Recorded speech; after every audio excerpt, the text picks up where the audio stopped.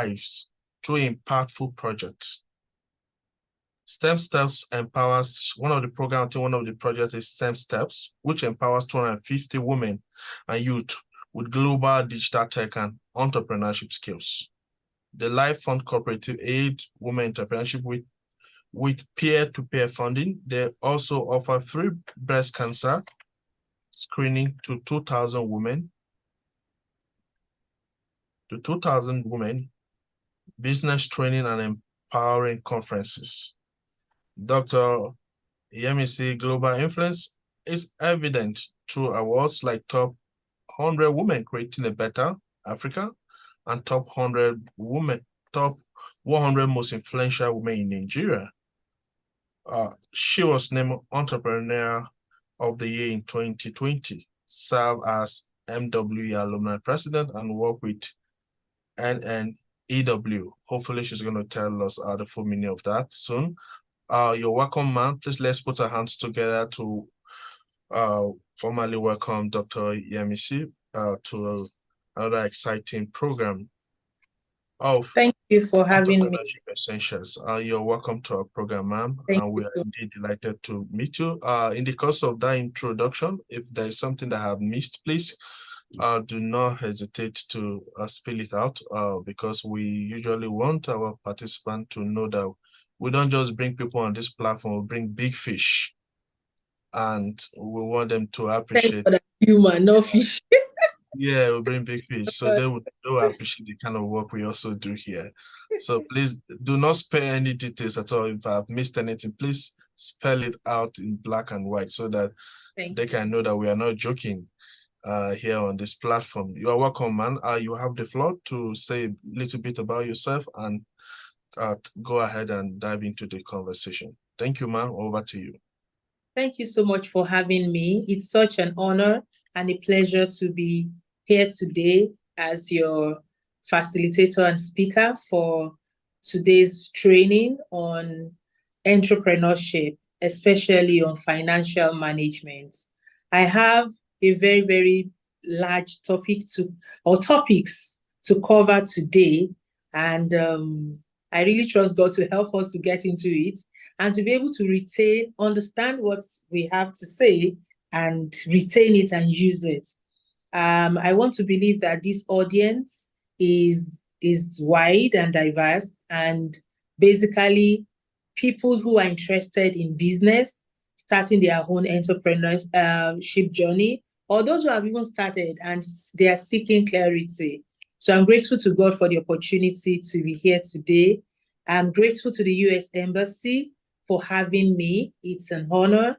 And I've been doing different things with the embassy, with the consulate since 2019, that I was part of the first program that AWE, the first cohort, and to 2021 when I had the opportunity to have my IVLP experience online.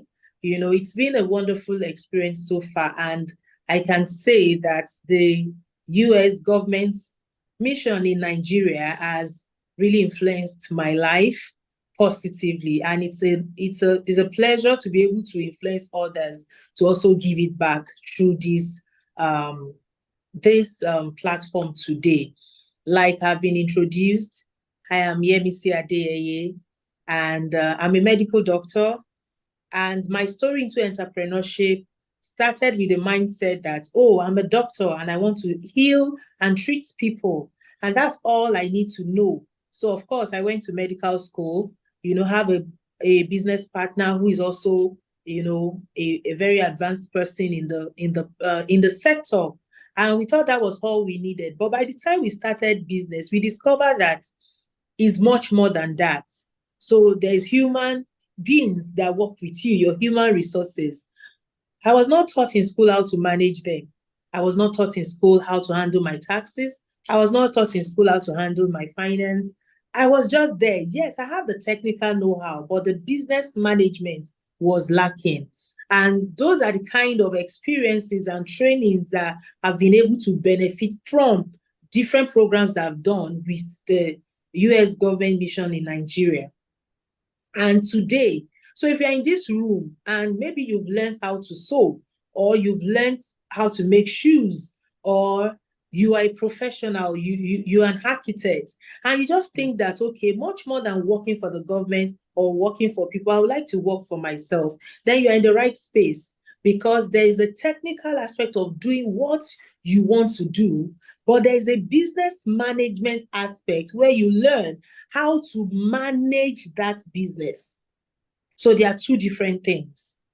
And if you are very good at your technical skill, but you do not know how to manage the business, it will still not do well. So it's like a bird that wants to fly. Any bird that will fly must have wings on both sides. It must be balanced. So you're welcome to that class that will give you that balance that you need to survive and to have a sustainable enterprise. So today I'll be talking about sources of funding. Yes, there are so many things that you need money for. As an individual, there are many things you want to do. There are so many things on your mind. But one thing that everybody keeps hearing is run a business, start a business, do a business. But much more than just having this desire, there is a way you take it and make sure it sees the light of day. And that is where money comes into it. If you have a friend that keeps telling you, oh, I have an idea, I have a vision, and 5 years, 10 years, 15 years, is still saying I have a vision, you've not seen it. Even you'll be tired of the friend. You'll be tired of the person. So, and at the end of the day, when you ask people, why are you not doing what you're supposed to do? They'll tell you, I don't have money. So I'm here to tell you where the money is. So I hope you have your writing materials to put things down.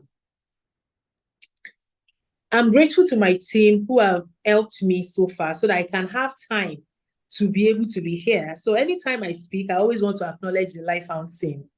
Everyone working behind the scene to give me that space to be able to also impact others. And I'm grateful to you for listening. So please pay attention and get what you need to get today. Yes, I prepare my slides, but sometimes I don't like to run by the slides. You can have it later and go through it. But I want us to talk, because speaking to you today is not a motivational speaker, he's a practicing entrepreneur. So I understand what I'm saying, and this is my daily experience. I do not run a business that closes at 5 o'clock. I run a business that doesn't close. I run a full-blown hospital. So whatever entrepreneurship has to bring, be sure that I've had a taste of some of them. All right. So if you want to start a business, you need money to start a business, right? So where do you get the money from? Where do you get the money from? So I'll be speaking about sources of funding. I'm sure you know about some of them, and probably some of them you'll get new information today. But be free to put down questions, and hopefully we'll have enough time to handle them later. All right. So, like I said, the objectives is to understand sources of funding. I'll be giving you some knowledge on bootstrapping versus external funding, which one is better, which one will fit what you want to do. Then we'll have an overview of what a venture capital is about, who are angel investors, and what is crowdfunding. How is it relevant in our own situation, at least here in Nigeria? And how do you assess government grants and loans? And how do you prepare a convincing pitch for investors? And my desire is that after this presentation, you will understand these things and be able to utilize the information for your business growth. Next slide. All right, so I've given my salutations already. Next slide. All right, so if you want to be successful in business, it's crucial to determine when, where, and how to obtain startup funding that you need. Whether you need 1,000 naira, $1,000, or $1 million US to start or expand your business, if you can't raise the money, you can't build the business you want. So it's safe to say that money is the oil that makes business wheels roll. Next slide. All right, so the first thing you want to talk about is, the first thing I love to talk about is starting with your own money, personal savings. The thing there is that, some of us in Nigeria, we have this mentality that people should carry us. Some people will finish school, they will just say, okay, I want to do a business. I just expect somebody to drop their money and just give it to you to start. I will let you know that if you don't put your money into a business, sometimes you may not be able to manage it the way you should manage it. Because if you put your money into it, you will not want your money to go down the drain, right? And if you don't want your money to go down the drain, you pay attention to what you're doing in the business. And that is why before anyone gives you their money, they want to see which quota of this fund comes from you. So someone wants to say, I'm a student or I'm a fresh graduate, so how do I get the money? My advice, you may have to get something doing on your own first. No matter how small it is, save something. If you want to talk to me about your business and you say, okay, I need 300,000 to start a business, but I have 30,000 naira. Of course, I'll be excited to hear what you have to say because you have also put some effort into it than saying, okay, bring all the 300,000. Let me use your money as experiment. So the first kind of money you need to get to start your business is your personal money, personal savings. Allows complete ownership and control of the business. When you are the owner of the money with which you're doing your business, you have complete ownership. Ownership is important to entrepreneur, but as we go along in this presentation, you will know when you may have to relinquish some of the ownership and the wisdom behind it. The next one is that when you now start the business, there's something called organic growth. Organic growth. When you start a business, you will show that, okay, this business is viable by the services you render, by the products you sell out there. And as you're selling it, definitely there will be something coming on this business. Like there will be some profits. You may not call it profit yet, but you will see that things are not the same again. You need to know how to manage this because organic growth, in fact, is one of the best kind of growth where your business is able to fund itself. The next slide, please. Another way to ensure that your business grows, there's something called cost optimization.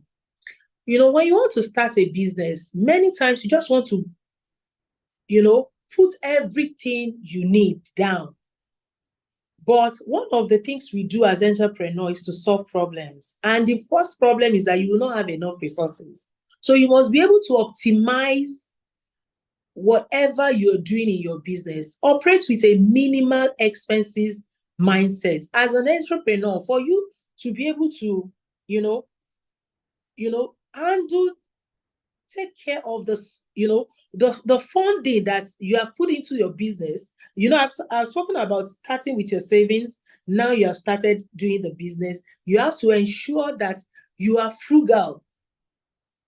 The next thing is that when you are doing your business at the initial parts, and this is the honest truth, at the initial parts, the business may not be able to fly by itself. It will still need you to inject some of your own money. So sometimes you may have to bring money from other sources, maybe other work that you do to support your business initially. All these things are still part of your own personal funding into the business. The next slide, please. All right. So there's this one that is common, not so common in Nigeria, especially for individuals. It's called crowdfunding. Of course, it's available. You can do it. But in Nigeria, we see companies do crowdfunding more than individual startups or entrepreneurs. But this is a kind of funding where you throw You leverage on crowd platform and use it to raise money. This allows business to showcase its product or concept to a wider audience. But for us here, it's commoner to crowdfund from family and friends. But don't forget that even when you want to talk to your family and friends about what you want to do, you will have to show evidence that your money is in this money. I don't know if anyone is paying attention to what I'm saying. I would like us to use the chat box for those of us that have access to the chat box, because I'm trying to figure out how to get feedback. All right. So external sources. So we've spoken about your own personal, how you get money by yourself to put into your business. There's external sources of funding. And the first one I would like to talk about is angel investors. Angel investors, they are individuals who invest in personal funds in startups. They could be successful entrepreneurs. They could be professionals that, they just have this passion to assist businesses and they are willing to invest. I know I've been an angel investor to some businesses where, they share their vision, what they want to do with me. And I have some investment fund and I decided to, put some in some portfolios. I've invested in real estate, in food business, in different businesses. Of course, if I invest in the business as an angel investor, you want to find out some things before you put your money into it. We'll be talking about that later. But the beautiful thing about angel investor is that you'll be able to leverage on the mentorship that the angel investor is bringing to your business. You'll be able to leverage on the guidance you will receive. In fact, you'll be able to leverage on their network, because when your money is in something, you don't want your money to go down. So you provide these things, which if the angel investor is not investing in them, all right, I'll answer some of these questions later. That where can we find them? All right. That these angel investors, if they are not invested in your business, if you want to leverage on the technical support they want to give, you will pay for it. But in this sense, like you are buying one and you are getting two. I don't know if I can call it buy one, get two. So that's that. Then the other kind of sources of funding is venture capital. Venture capital is a funding company. And most times, there are investment firms that provide funding in exchange for equity. Most times for angel investors, there is an exit strategy where they are not so interested in, totally taking over your company. They just want to come in, help you, maybe get some return on investment and out. But for venture capital, in order to have a stake, and the venture capital usually bring bigger, big bucks, a lot of money. I remembered about, was it 6 years ago? A venture capital company in the US, they were interested in investing in healthcare in Africa. But by the time I look at all the things that were on ground, they were ready to, in fact, they don't do small money. If you don't need like $1 million US, don't even bother. A lot of money. And of course, we're hoping to open, a radiotherapy center is going to take a lot of money and so on. But at a point, I have to consider my business and look at it that, am I ready for this money? Because sometimes for younger generations in Nigeria, when we just hear money, our ears just stand. We don't even think about anything outside the box. We just want the money. And that's why a lot of people are in trouble. You need to understand what they are bringing to the table. You need to understand what they want from the table. You need to understand if you are ready to give. Often, all they want is their money back at the end of the day. And they don't want it back small. They want a lot of, returns on the investments, in the sense that it pays them when your company gets so big and there is merger and they can, so it is not money is available for businesses, but you need to understand what to do to get there. But my duty today is just to tell you the sources of money that are available. I think the slides are not showing again, so maybe I should just freestyle. Hello, where's my host, please? Or my host? Yeah, sorry. All right. Okay, sorry, we're just trying to bring that back on. Okay.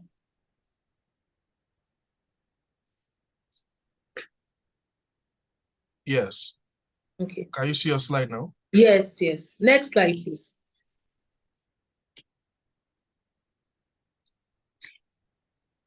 Another source of external funding, which is commoner around here, but not without stress, is bank loans. Bank loans. And we have different kind of banks right now. We have the commercial banks, we have the online banks. Though I will not advise you to take money from online bank, except you are really sure of the terms and conditions, because I hear a lot of stories about it, that some people think the interest is low, along the line it becomes humongous and it just messes the whole thing up.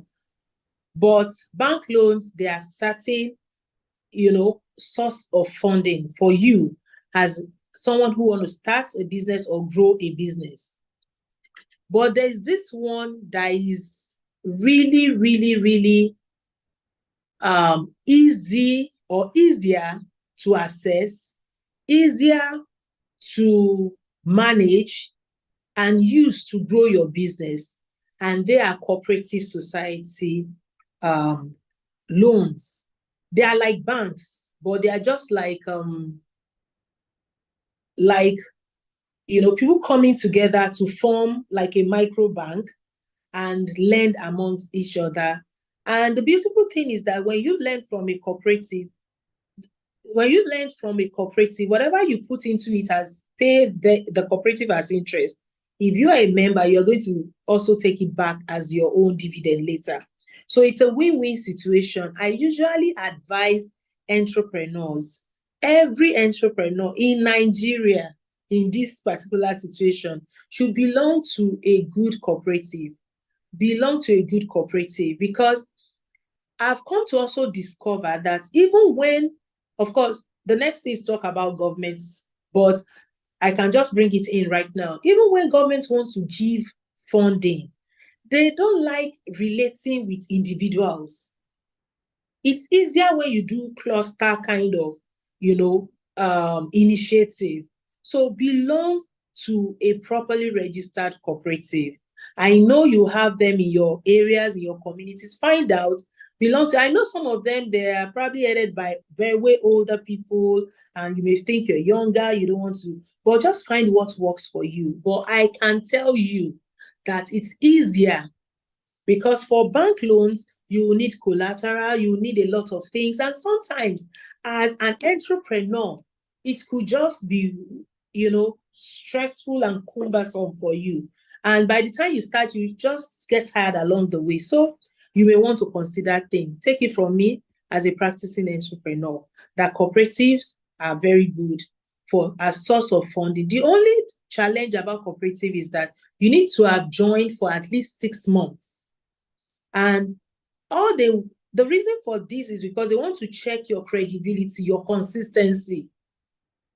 Because if you join today, they give you money and they can't find the money, it's trouble for them, because that's another business too. Nobody wants trouble. So join a cooperative, be consistent. It is an easier way to get money, because the collateral is more of people guarantee than using items or properties to guarantee it. Because as a startup, you want to go to the bank and you need money, and they're asking you to bring landed property, bring assets that you don't even have. You don't want to go there. You don't want to waste your time. You want to just start. So think about this. The next one is government grants and programs. Government grants and programs. I know that governments at different times have done so many programs. During COVID, there was a COVID loan that was given. And when government gives these grants or loans or support, the the requirements are not always as stressful as commercial banks and so on. So explore these options. I know some of us, when we see information about opportunities from the government, we, especially from our own government here, we just, look down on them and feel that nothing will come out of it. But I'm happy to tell you that I and myself have benefited from government grants. I've benefited from government loan. It may not be so big, it may not be as big as I want it to be, but it met a need. And please, I also want to add this before I forget. When you get any source of funding and it's tagged loan, please do not forget that it is a loan. Should I repeat it? If it is tagged loan, don't forget it's a loan. Be mindful of the duration, be mindful of the interest, be mindful of the payback, and do the right thing. I'm sorry if some of us have a mindset that, oh, every money is my money. Like they say in Yoruba language, like, even if it's my money, it's not my money, let me have money to spend. No, don't have that mindset. It's a very wrong mindset. If you take a loan, make up your mind to pay back as at when due. And I will tell you why. Nigeria today is not the Nigeria of yesterday. Things are getting better. Records are becoming better. There is a credit bureau.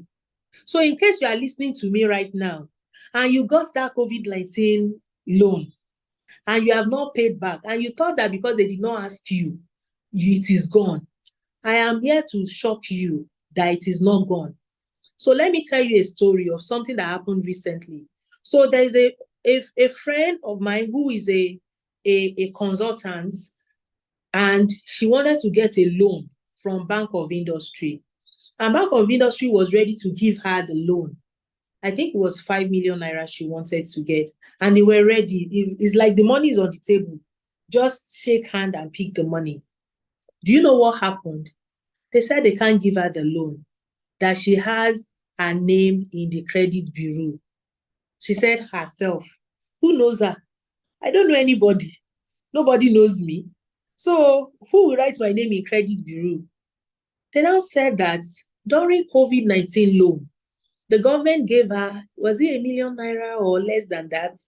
And because of that, they recorded her name there.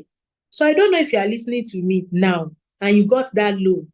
Please, after this training, go and pay back the money. Your name is already in credit bureau that you owe money. Such things, they will not come after you right now until sometimes in the future when you need something more important. So let's, discard that mindset that when we get a loan, if they don't chase us, we won't pay back. Things are changing. So when it's a loan, pay back. If it's a grant and you are giving for a purpose, use it for that purpose so that those who give you that money, when they ask for reports, you have something evident to show. Is that okay? All right. Next slide, please. Next slide, please. All right. So the choice between bootstrapping and seeking external funding depends on 3 things. The first one, what is your goal? What do you want to use the money for? What are the things you want to use the money for? The second one is that your company, what is the growth potential of your company? So venture capital, they want businesses that will grow very fast and very big. So if you know what you are growing, it will take it maybe for the next 10 years before it can witness the kind of growth that is needed. You cannot go for that kind of money because at the end of the day, it's going to stress you when they start making demands of you.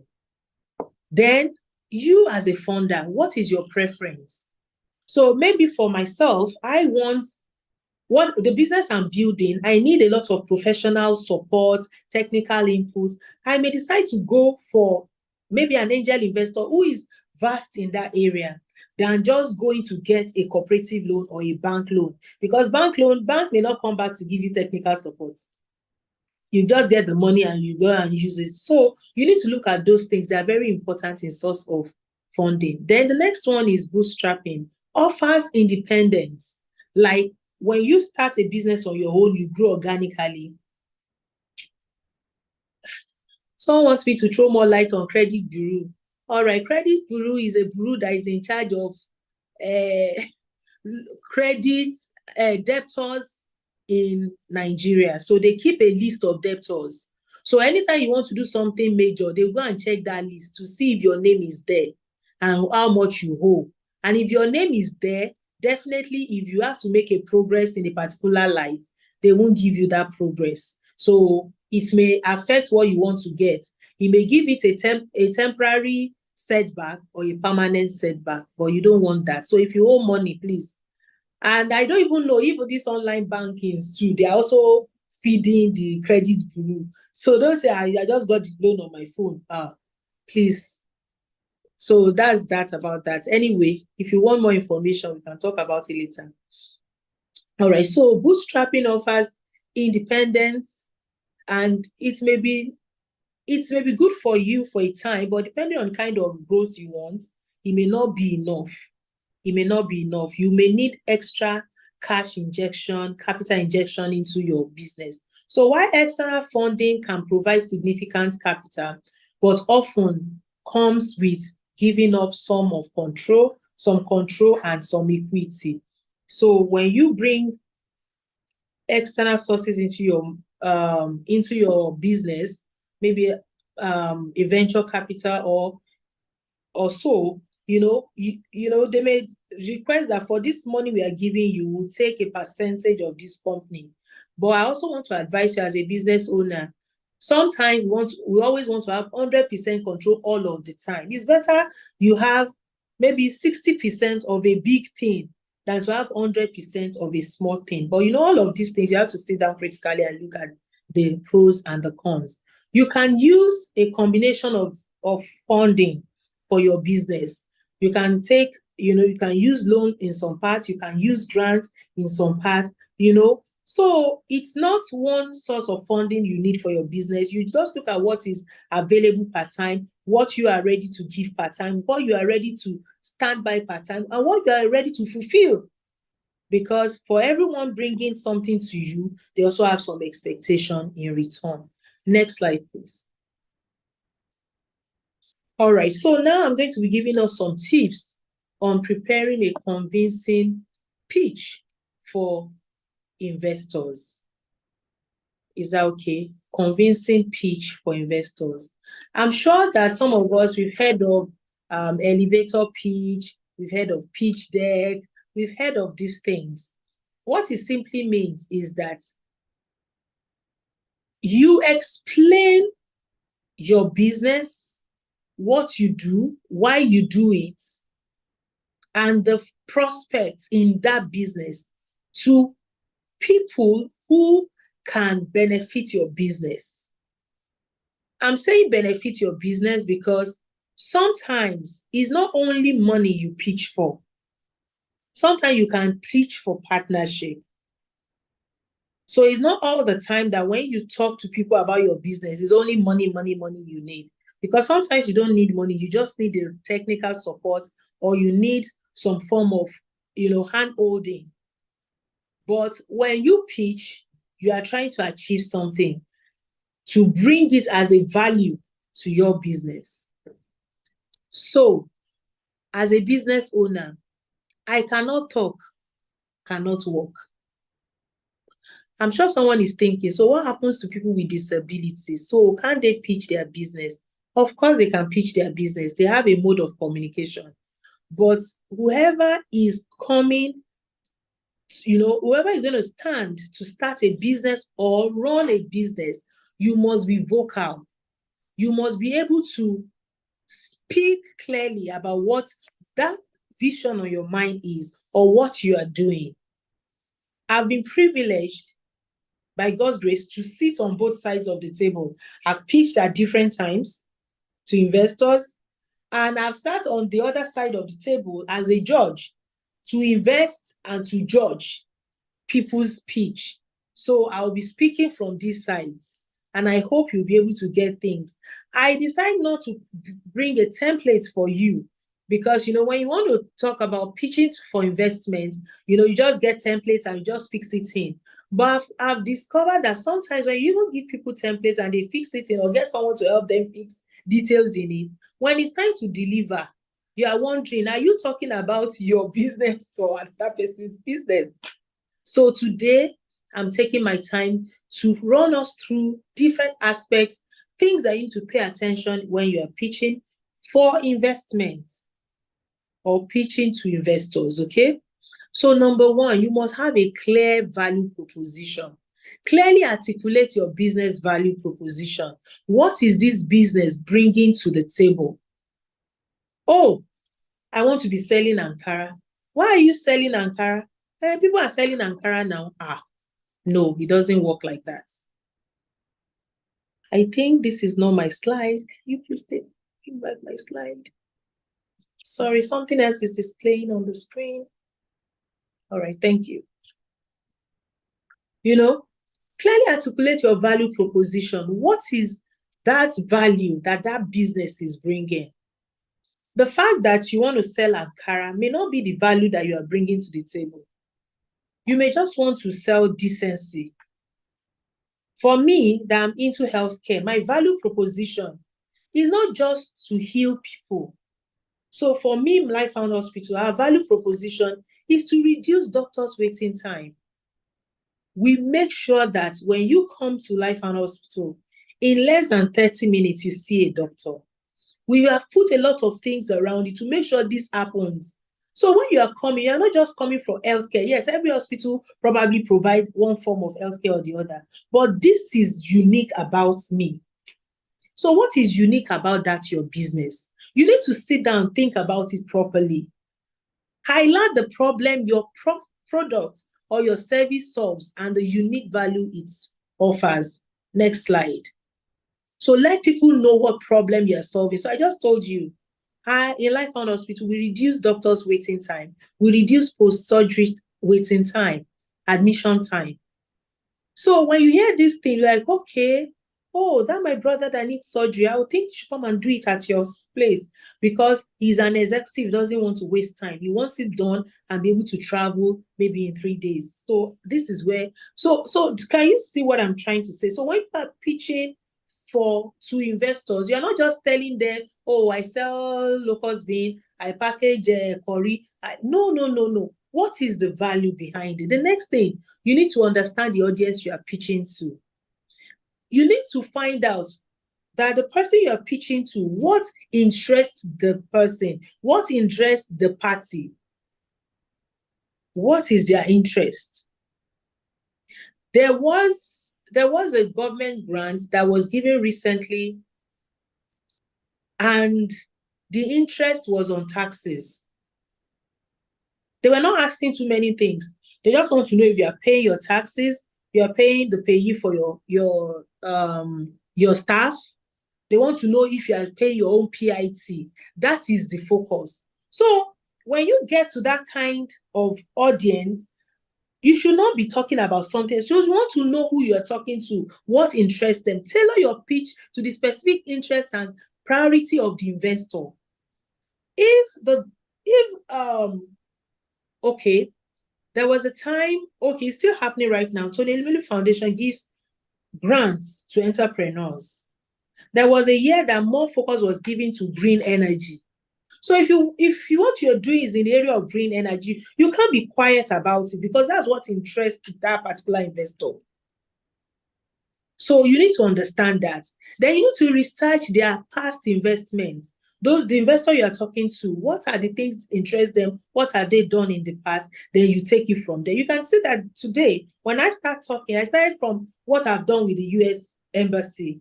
Though that's not my topic. But I have to first talk about where we are coming from, how we got here. It's also important. And don't forget that when you're pitching, there's a time frame. So you don't want to take time doing other things. Just go straight to the point. The next slide, please.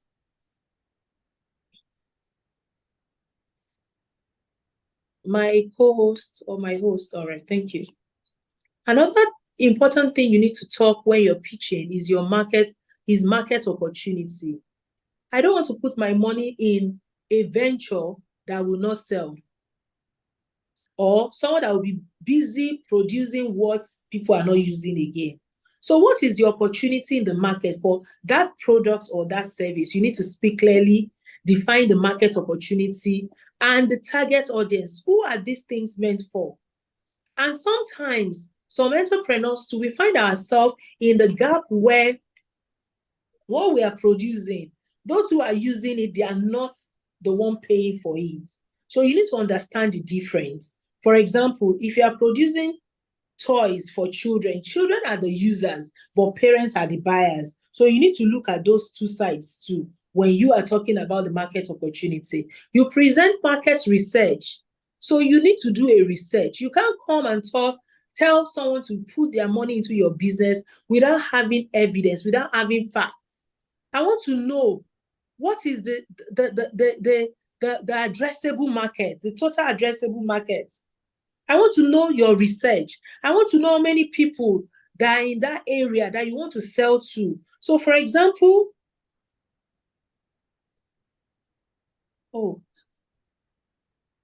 someone said I omitted something, compelling story. Of course, when you're talking about your value proposition, you need to tell your compelling, yes. All right, so sorry, I skipped a slide. So you need to tell compelling story. All right, so when you are speaking, you should not just come and bring the numbers, okay? So you need to tell a story around what you're doing. All right, so if I want to tell you a story of how I started Life and Hospital, it's not conventional. I've been in this business for more than a decade, and I'm not that old. So that means I started entrepreneurship way very young. So how did I get there? So my story is this. I got married, moved to a new environment, and there was no hospital. And every night when my husband, who was a surgeon in training then, goes to work, I'm at risk of falling into labor without help. So I started thinking that some people in this same community, they will also have similar challenge of no health care. And that was where my story started from. Of course, along the line, the vision gets bigger and transcends into what it is today. So you must have something that captivates people and connects them to what you are saying. So you don't just come and say, okay, I need money and give me money. I want to buy 2 bags of yam and turn it to yam chips. And that's the end. You must tell a story that brings people, that brings their emotion into your journey, into your challenges and the success that you have achieved so far. So thank you. Kindly go to slide 4. Next slide, please. I'm trying to rush because we have a lot to talk about. All right. So the next thing I would like to say is, what's your business model? What's your business model? You need to clearly outline your business model, your revenue streams. You want to know, how are you planning to make the money? So this yam that I say, okay, give me money, I'm going to put this 1 million naira into buying 2 bags of yam, and I will make 10 million naira out of it. You need to explain, how do you want to make the 10 million naira? Oh, yam making has different processes. There's the peeling part. So we discovered that they are using the peel of the yam for a special, this is just an analogy, so it's not like it's exactly like that. You know, maybe the yam peel is used for a special thing in maybe animal feed and is really expensive, so that will generate so amount. The yam, when we are making it into maybe the yam flour, the water from it, we sell it to these people. So you need to let us know. You need to show, outline your business model, your revenue streams, different areas that you'll be able to generate money from this business. Then also your pricing strategy. You know, if it's a new business, we want to know how you want to break even. There's hardly no business you want to do now that someone has not done before. Someone must have done something before around it. So we want to know, how do you want to come and take your share of the market? If the market is saturated, what is that genius thing you want to do that will let you have the sales that you envisage? So what's your price strategy? Do you want to start where everyone is starting? Do you want to start low, get people to get interested in your business, then you take it a notch higher? You need to talk about this thing. You need to also show a clear path to profitability and sustainability. Investors are interested in sustainable growth. I don't want to put my money into something and it goes down. You don't want to do that for yourself. So you need to show how this business can grow. I remember during COVID hit a lot of businesses. Some businesses shut down. They can't even open till now. Some are just opening back, and some are starting after COVID. During COVID, it was a very difficult time. I'm sure someone is thinking, but our healthcare was really working during COVID. But you've forgotten that during COVID, they told everybody that don't go to hospital, even if you're not feeling well. But we could not shut down, but we're not having patronage. And at that point, I have to think, what can I do to make sure that this business does not go down and we can stay afloat? And we started online consultation. People don't want to come to the hospital. We are ready to give service, but they don't want to come. All right, so we created e-clinics, and it's been an amazing source of income for the business. So you must think sustainability, you must think profitability, you must think growth. Next slide, please. So when you're talking to investor, all these things must be at your fingertips. Another thing is traction and milestone. You need to showcase any existing traction, such as customer acquisition. You want to know how many customers you have, and how, when you get this, it will improve what you are already doing. When you come around and you want money, we want to know, what have you done before? Give us proof. Sometimes the proof may not even be in the products and services you render. It could even be partnership. You already struck deals with people and they are ready to come with you on that journey. It could be something that will interest an investor to be part of what you're doing. You can also show revenue. Oh, we started 3 months ago and we'll be able to generate £500,000. We'll be able to do this. Highlight key milestones achieved and future goals. So you want to tell your investors, these are the milestones that you have achieved. These are the ones you hope to achieve next. And these are your future goals. Next slide, please. Another thing is your competitive advantage. Clearly communicate it. We want to know, what is the advantage you have over others? What is the advantage you have over others? It's like your bragging rights. Let us know. When you come to the table to speak to investors, or don't forget that when you pitch, you're not only pitching for money, you can also pitch for partnership. You need to let people know what you carry, what makes you unique. Differentiate your product or service from existing solutions in the market. You will be the one to talk about it. Next slide. Financial projections. Provide realistic and data-backed financial projections. Don't just say that, the first month, yes, we didn't make any sales, but by next month, we are sure we'll make 10 million naira. It must be realistic. It must be backed with financial projections. Include key financial metrics, your growth forecast, and a breakdown of how you will use the investment. There was a time I was at a pitch competition, and of course, we are allowed to watch other people pitching. And when it got to a turn of a particular entrepreneur, she was asked, so how do you want to use this money? And there was no response. So just give me the money. I will use it. Don't worry, just go. I will use it. It doesn't work. You must be able to say, okay, when we get this 5 million naira, we plan to, buy our domain page, maybe 100,000 naira. We plan to do sponsored adverts, 200,000 naira. We plan to do this.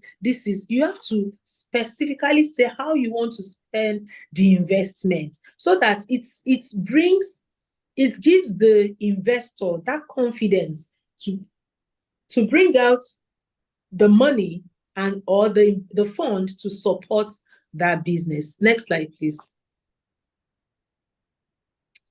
Team strength. This cannot be overemphasized. Before, I know that for many of us youths, we just want to go solo. I'm the MD CEO, you just want all the big names, the designations.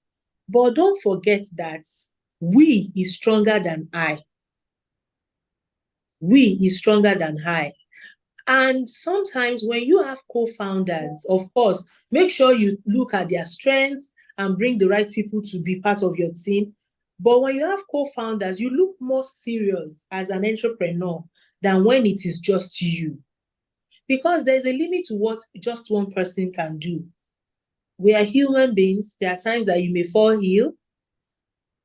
There are times that some circumstances beyond your control can just come up. So when you have team, it's a plus. But make sure that you understand the strength of your team. Use their strengths as it should be used to make your business better. And when you are talking to investors, introduce your team. Let them know who your team members are, what their designations are. Emphasize their expertise and their experience. Showcase the unique skills that make the team well suited for success. This one also gives you the attention you need and gets you the money. Risk mitigation. I think there's this thing about younger people. We don't really see risk. We are really carried away by our vision, how we want things to work, and all we just want is the money. But for everything you want to do, there is a risk. So if you are pitching for investment, you need to also talk about the risk. You want to know the weakness around the strength. You need to talk about this and also address the potential risk and demonstrate that if this thing happens, these are the things we have planned to do. Tell us the strategy for mitigating them. Investors appreciate a proactive approach to risk management. This part of the world we are good with. When we get there, we'll cross, Jerry. But there are some things that could happen. So get ready for them. All right. So you talk about those things too. Next slide, please. The next one is investment ask. Clearly state the amount that you need. So someone was asked during a pitch competition, so how much do you need for this business that you have pitched or this idea? They said, anything you give me, that is dead on arrival. That's what we call it in the hospital. Dead on arrival. It's not anything because there's no item in the market that is anything. So you must have a ask. Because sometimes maybe all you needed was 1 million naira, but you just heard that the person could give 10 million naira. You just get there and say, I need 10 million. You cannot defend it. So whatever you need is what you should ask for. If you ask for it and the person feels that, I can still give you more, I see potential, you can now increase it. But don't go and just go anything you want or just call anything because you think it can be given to you. Because at the end of the day, when money is in the pocket of the owner, you are free. But when the money moved from the account of the owner to your account, then you start becoming responsible for that money. So clearly state the amount of investment you are seeking, specify how the funds will be utilized, and their expected return on investment. Don't forget that all of this, everyone needs a return on investment. So let the person know, okay, if we get this, we know that we would have increased our profit margin by so. This is what we'll be able to part with, and so on. It just gets you. Everybody wants returns on their investment, but Nobody wants to throw their money away. Engaging presentation. Use visual aids such as slides or a pitch deck to enhance your presentation. I can send a copy of a pitch deck later, maybe to the coordinators for those who are interested, so that you can use if you want to use it. You just fill it in. But it's important you understand the rationale behind these things, because I've seen people that get people to prepare pitch deck for them, but when it's time for them to get the mic and speak, they still just have tongue tie. Keep the pitch visually appealing and easy to follow. Next slide.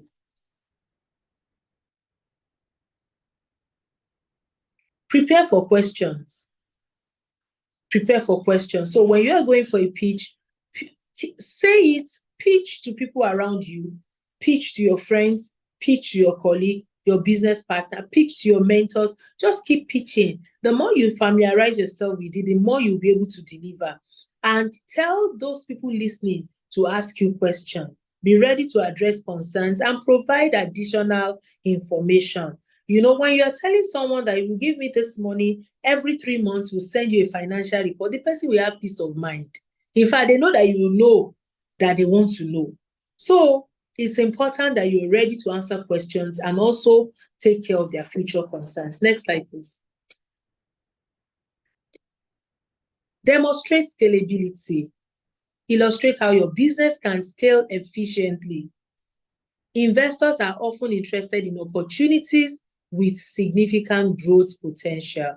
It cannot be overemphasized. Nobody wants to put their money in a business that it will be one complaint or the other. Like I said earlier on, I decided to invest as an angel investor in different businesses. Some did very, very well. In fact, exceptionally well. But some, it's one story or the other. I was just like, oh my God, if I'm doing what I can do at my own level and I'm having this experience, I just imagine what bigger ventures they go through. Please, African youths, we need, Nigerian youth especially, we need to be trustworthy. We need to, when we say yes, it should always be yes, so that we will not destroy the good for people who are coming behind. I just thought to add that, so illustrate that your business can scale efficiently. Scale. Nobody wants a stagnant business. Next slide, please. Confidence and enthusiasm. When you are presenting your own business, not another person's business, please show confidence, show enthusiasm, present it so well that the person you're speaking to is convinced. Demonstrate your passion for your business. Believe in its potential, in the potential of its success. Believe in it. And definitely when you do these things, I am not promising you that for your first pitch, it will be all perfect. But the more you do it, the more you become more comfortable. And it's not like you're not doing the business, but communicating it could also be a challenge sometimes, especially when you are talking to people you are not familiar with. But the more you do it, the more you get better at it, and you will be able to get what you want at the end of the day. Next slide, please. I think this is the last slide. Follow-up plan, yes. Outline your follow-up plan. How do we communicate after you get the money? Are you going to be calling meetings? Are you going to be sending reports? Express your willingness to provide additional information. Don't shut down after, or give the vibe that after the money is received, that will be the end. Open communication, be ready to answer follow-up questions. And I wish you the best in the life of scaling as an entrepreneur, as you get different sources of funding to establish and grow your businesses. In conclusion, remember that a successful pitch not only conveys the viability of your business, but also demonstrates your ability to execute the plan effectively. Practice your pitch with people around you, mentors, friends, potential, customers, as many people as possible, and adapt your pitch based on the feedback. This is very important. Take feedback on the spot and adapt it.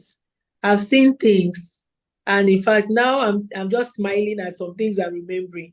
But please don't be, when you are getting feedback, just take it.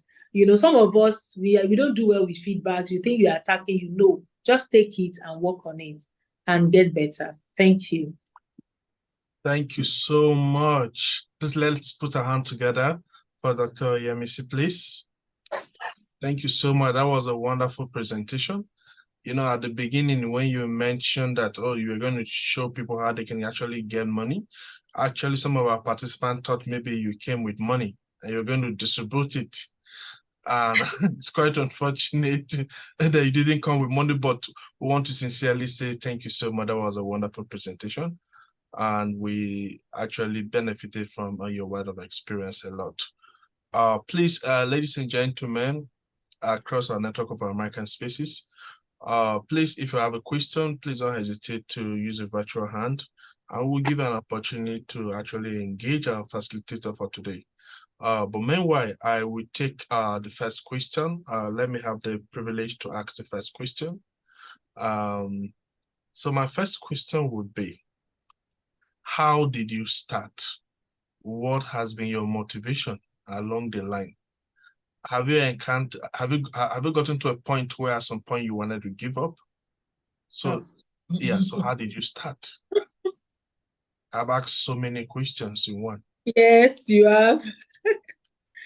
All right. So the first question is, how did you start?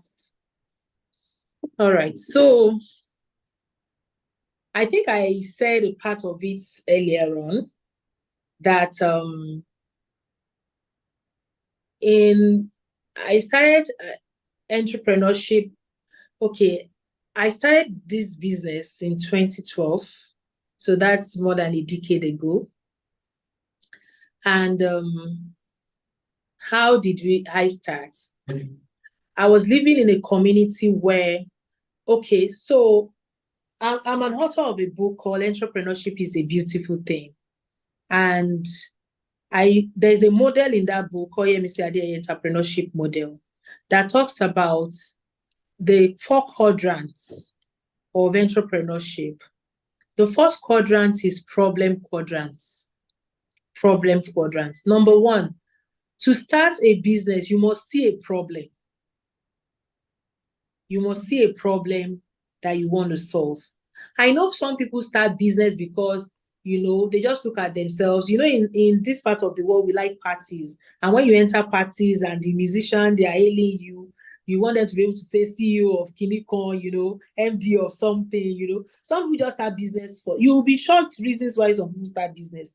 So don't be surprised when they do the business the way they do it. But anyway, the first one I advise people is look for a problem to solve. Look for a problem to solve. So when I moved from a community where there is hospital to another community, and I was pregnant and almost due to give birth, I'm a medical doctor, I'm married to a surgeon. How is it possible that you now hear it in the news that a medical doctor fell into labor and something happened to her or the child because there was nobody to help? So at that point, I just look at it, this is a problem. So I saw a problem. It was a personal problem, and I noticed that it was other people's problem. So I started thinking of how to solve it. So the next quadrant in that Yemisi Adeyeye entrepreneurship model is solution quadrant. In that quadrant is where you now start thinking how to solve the problem. So I started thinking, how will I solve this problem? I have a problem. The community have a problem. There's a problem for healthcare. So I started thinking how to solve it. So you start thinking, when there's problem, you think of solution. You start gathering resources that you use to solve the problem. And you start using the resources. And at that point, you start either making products or services. In my case, mine was to start delivering the service. So that was how I started.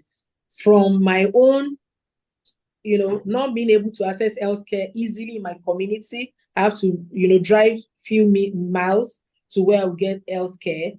So I started this. So that's how I started.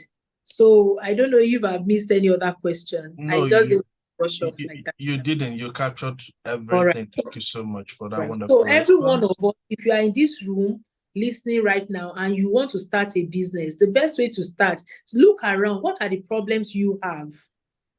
Start thinking and do a research. Other people, do they have that problem?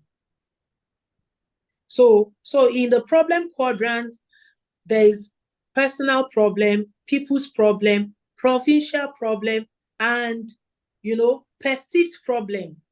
Provincial problem in the sense that there could be a problem that is common to a particular sector. So, for example, maybe you like salon, those who make hair. But in your area, there are so many people that are already making hair. You may look at it that, okay, these people are already making hair. What is the problem that is peculiar to all of them?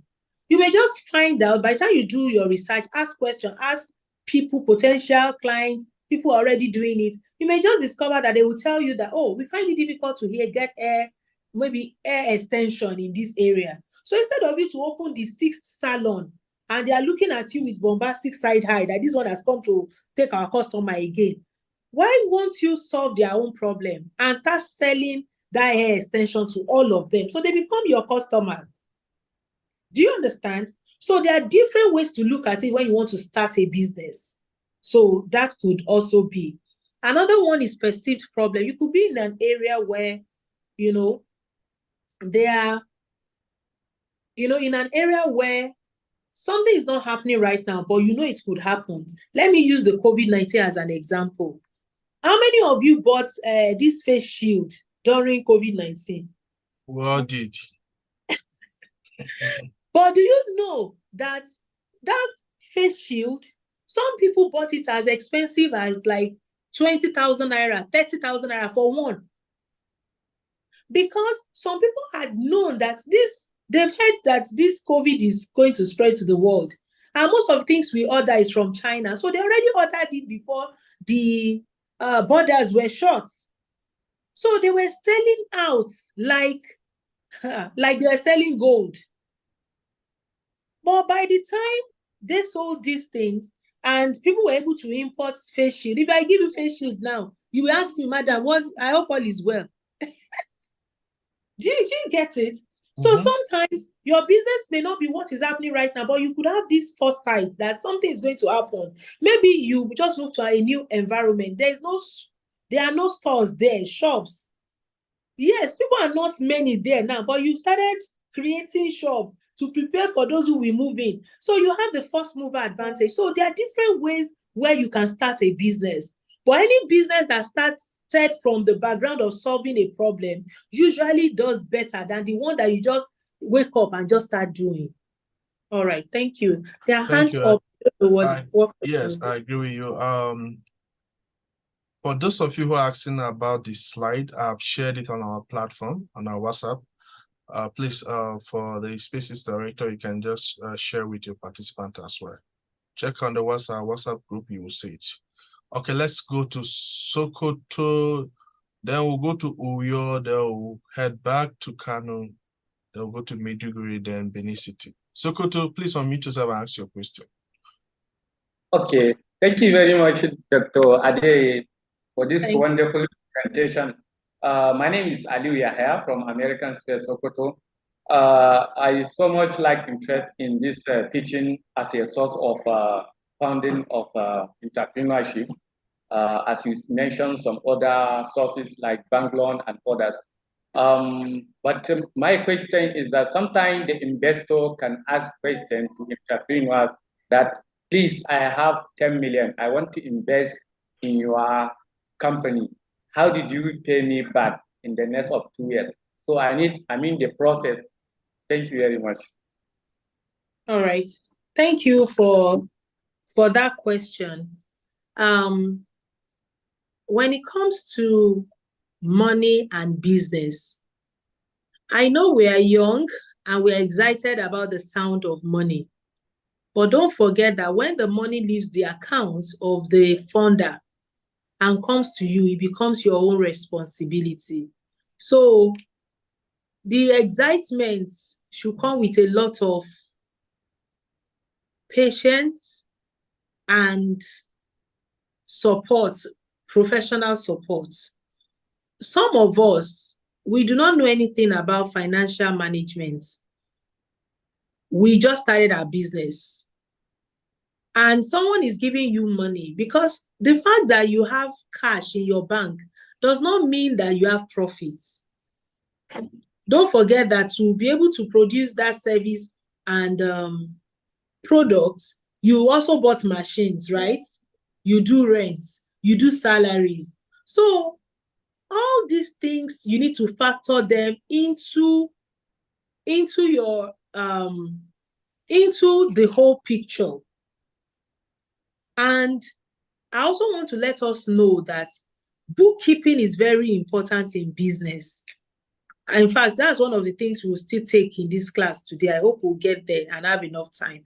Bookkeeping is very important. You must have proper records of all the sales you are making, of all the expenditures you are making, of all the money that you're supposed to pay people, all the money they're supposed to pay you.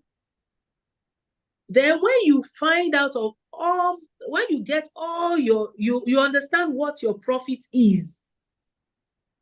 Do you get it? And you know, when you make profit, it's not all the profit you will be spending. Because don't forget that the best way to grow your business is organically. From the profit you've made, you should put it back into the business.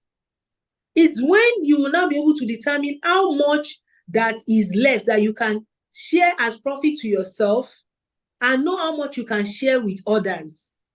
So don't just be excited about the money, because that 10 million naira, you may not be able to make the kind of profit the person wants in the duration the person wants it. And as business owners, it's important we understand the place of professionals in our business. Please, if you cannot hire an accountant, please have an accountant as a friend. If you cannot hire full-time, please get a part-time service. Because what a trained eye will see, you will not see. I hope my brother from Sokoto, you can hear me, right? Sure, he can hear you loud and clear. Yes. Yes, thank you very much. Thank you. So what you are excited about, an accountant may let you know that, yes, this money is good for your business, but there's no way you can pay this person this kind of return in 2 years. It will take you 5 years to do this. And this is how you will be able to do it. So it's not something that somebody can just tell you that if you take 10 million, you can pay, but it depends on what you're doing. But you cannot get to that point if you don't have the appropriate records and the professional support. And don't forget that when you're also getting this support, you will still have to pay for the service. Either it's part-time or full-time or honorarium, whatever it's going to be. So this is my advice. I hope it suffices for now. All right, thank you very much, ma'am. Let's go to Uyo. Uyo, please unmute yourself and ask your question. Okay, my name is Ifyo James. So my question is with regards to the initial cost before you go for a pitch. So I have an idea of starting a SaaS company, that is software as a service. So the technical expertise that is needed, I have all the technical expertise, but if I have to sit alone and do all the work myself, it's going to take a very long time. So my question is this: how do I get a team? How do I get a team when I don't have the initial startup cost that I can actually pay these people for their talents? So that is my question. All right, this is a very beautiful question. And that is one of the first challenges you have as a startup, because you have a vision, you probably have a technical skill, and you need a team because you can't do it alone. But you don't have, even if you have the money, you don't have all the money to pay your team member. See, your mouth. is very important. You must be able to sell your vision to people. I'm sure all of us will do that. You want to go somewhere, you don't want to go alone. You just call your brother or your friend. I want to go to Sabo Junction. Let's go together. The person asks, where are we going? Say, actually, there is this thing I saw. I think I should price it. You're already selling your vision to the person, right? The person will either tell you that, oh, I'm just coming from there. I don't want to go in that direction again. Or tell you that, oh, it's not bad. I'm even bored. Let's go together. So the same way we sell ourselves in every day-to-day living, you must be able to sell your vision to people that can come with you. And don't forget that when you sell that vision, you too must be committed to the vision. Is that okay? You must also be faithful in your dealing. When things get better, you may not be able to pay full salary, but maybe stipends for them to run around, at least come to work and everything. But as things get better, you need to let them know things are getting better.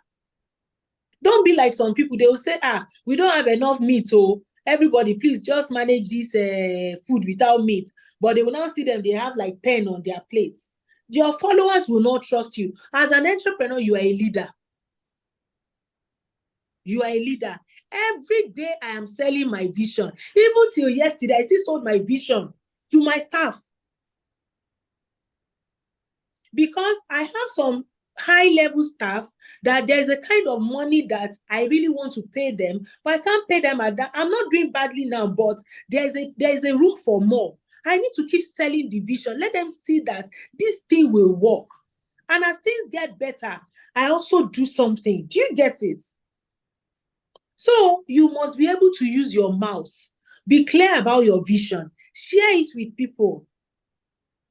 You will see people that will come on board, that will share that vision with you. I'm a Christian, and my pastor said something, and I believe it, that when God sends a man, he will send other people with the man. It's for you to know who they are.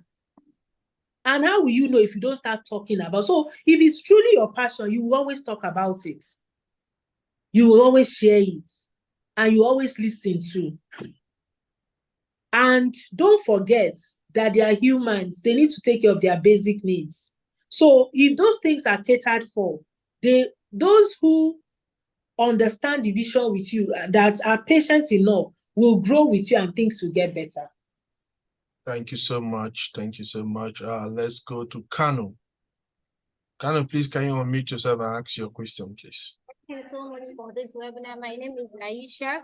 I want the speaker to emphasize that for anybody to invest in your business, you have to start doing something, because many people will be dreaming and expect something will happen. And my question is, how do you figure out your competitive advantage? Thank you. Sorry, please, can you repeat the second part, Naisha? Okay, my question is, how do you figure out your competitive advantage? Okay. Thank you. So your questions are nice.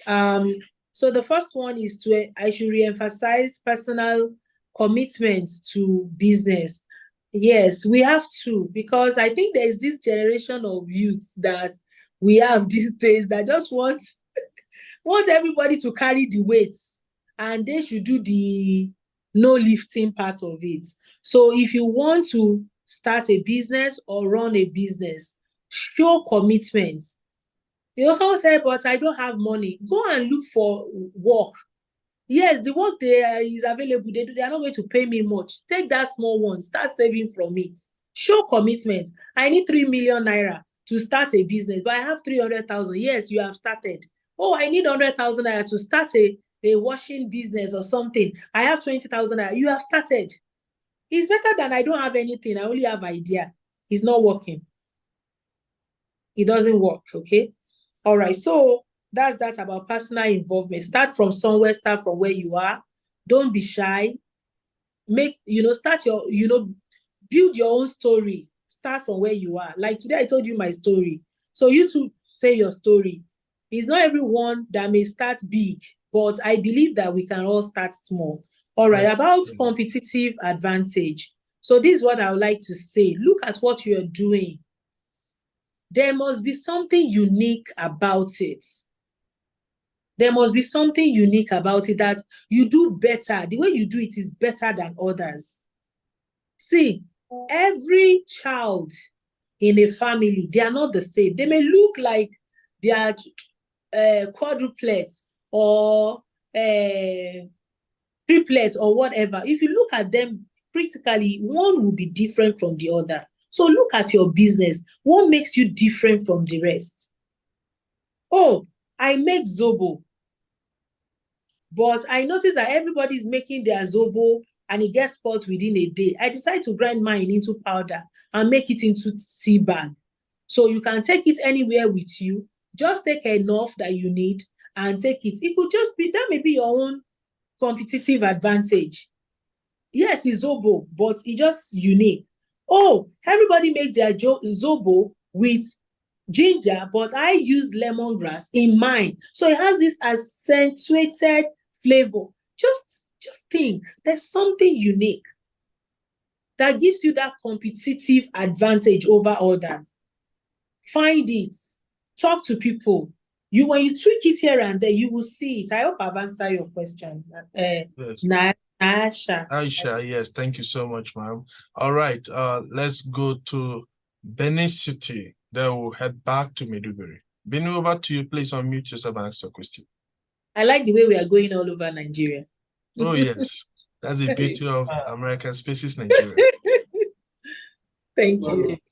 Good afternoon. Good afternoon. I really want to appreciate our facilitator for what she has done. In the aspect of, I've been trying to ask this question. Someone that wants to start up a business, but you already have a job that you're doing currently. How can you manage both, like a salon business? You want to start up a salon business, like a boys, the way they barb hair. So you want to start up a business and you already have an existing job that you're doing. So how can you manage both? That's one. And secondly, where and how can we get the government grants that you talked about? Thank you. All right. Sorry, what's the name? I didn't get the name. Prince. I'm Prince by name from Benin City. Oh, Prince from Benin City. All right. All right. Thank you for asking those questions. You're asking the right person this question. So I used to work with the government, and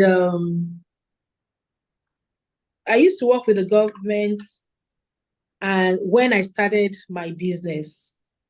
So this is what I did. You know, we didn't start a full-blown hospital initially. We started as a clinic. So we hired people to manage. Is that okay? So, government job or whatever job you are doing has a resumption and closing time. So whatever time you're supposed to be there, be there. But when you are done being there, so that time you're supposed to go to your house, you will quickly do like an oversight function like supervision. But I want to advise you, Mr. Prince, and everyone listening to me, please don't start a business that you don't know anything about. It's a recipe for disaster. If you want to start barbing business, please learn how to barb first. Because when people who work with you know that you do not know the trade or the business, it is so easy for them to run it down. It's so easy for them to give excuses that will destroy it. But when they know you know how to run it, they will give you that respect. They will know they cannot treat your business as trash. So be where you want to be. You should be at the right time. But when you start growing that business, pay attention to it, monitor who is supervising, just know when to be there and when not to be there. Then watch the trajectory of the growth of the business. When you see that the business is growing gradually, you will know when you are supposed to give lesser attention to that other one or even sign out. So that was what we did when we started this business. We started as a clinic, but when it started becoming big, I know that there's no way we can be managing it in diaspora like that. At this point, we need to sit with it. So I have to leave the government job and focus on entrepreneurship fully. So I hope I've answered that question, sir. Yes, you have. Then Thank you so much. The second one, where do you get government grants? Government grants are not spiritual grants. When there's a government grant, it will be open, they will say it, and that is the benefit of belonging to communities. I am a strong advocate of belonging to business communities. I belong to several. I told you I did AWE with the US Embassy. That's Academy for Women Entrepreneurs. So please, if you're a female here and there's announcements about applying, please try to apply. You know, when you get into these places, I've also heard of the American Corner WhatsApp group and Telegram and so on. They post information there. Don't ignore. You know, sometimes it's not like we don't even have access to information. Sometimes we're just lazy to apply. And you know something, sometimes those applications, they are not even cumbersome. I know some are very cumbersome. It will take your time, you will need help, but some are as simple, as easy as a Google form. But because you already have this fear, it's going to take my time, it's going to stress me, you will not even open it. So please, government grants, when they are available, when I say government, not only Nigerian government, I mean, sometimes it could be your state government. Some things just come out. Sometimes the World Bank want to give entrepreneurs money, but they don't want to give it directly. They give it through the state government and so on. Just listen, belong to entrepreneurship communities. I'm sure every state, they have different communities, even so just belong there. Pay attention to what is happening. You will hear information. They are not secret information at all.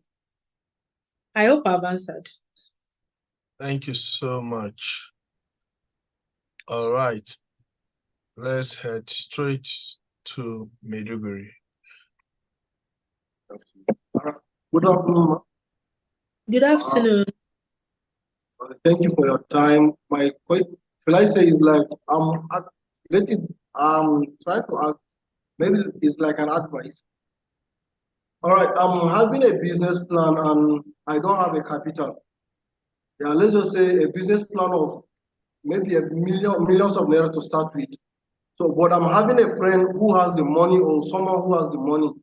So, is it advisable if I go straight to him with the plan and ask for the money? Both of us will invest. With the return of, I will give him a share of the company or the business, giving him 60% of the business and me holding 40%. Is it good if I start my business in such a way?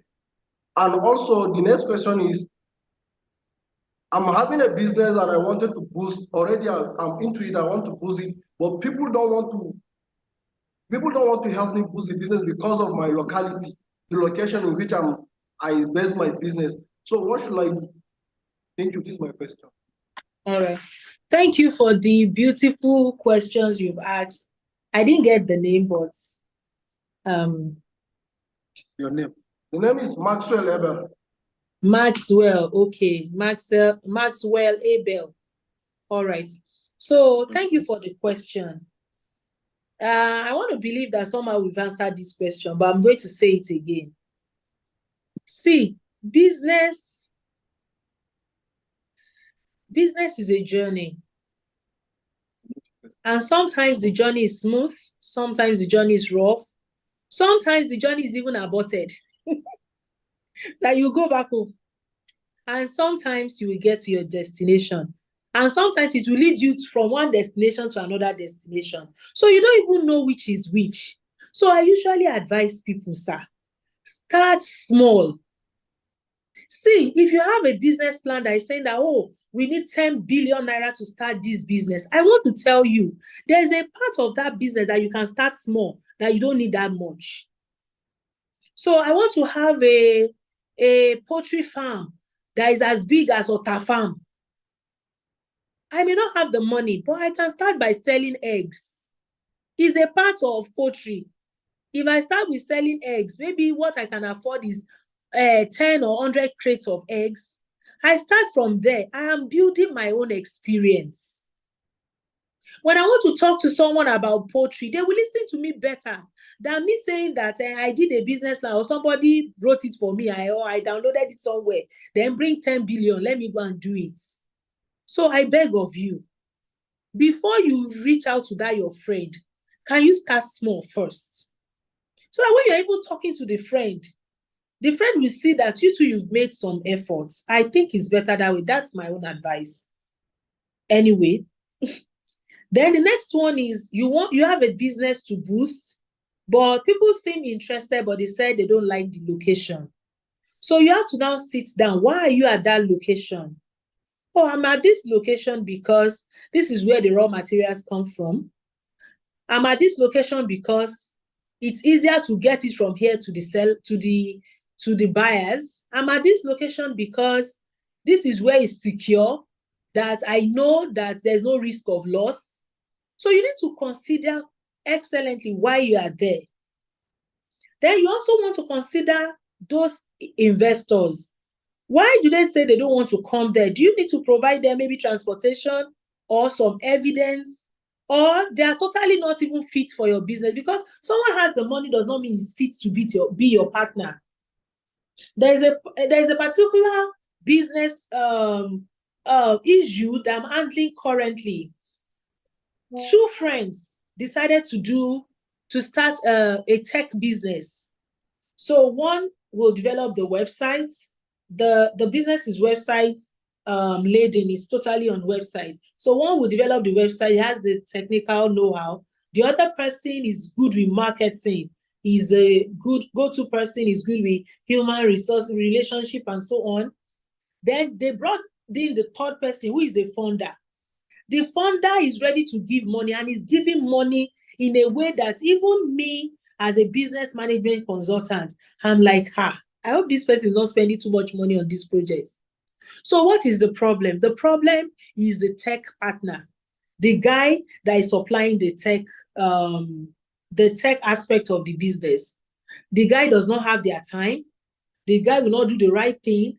They've spent too much money, time, and energy. So sometimes that somebody is readily available does not mean it's fit for your vision.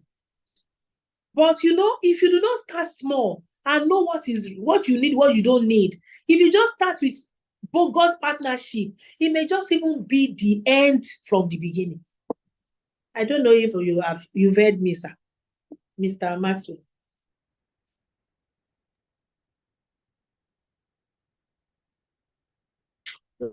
Yes, we have heard you. Thank you, ma'am. Thank you so much. Do we have more questions? I'm checking the chat box to see if there are questions there. No question at the moment. I want to take one more from I think most of the questions I see are from Benin City, but I think there are questions that we've responded to already. There's question from American Center, Lagos. Okay, all right. So, go ahead and ask your question, please. Thank you very much, Dr. Mrs. Fumi. My name is Letitia from American Space, Nigeria, Lagos. My question is just more of an advice or a counsel. In a situation whereby you have a business idea and you present it to a sponsor, and the sponsor is saying, okay, I like this, your idea, but can I take over everything? Let the registration and everything come in my name.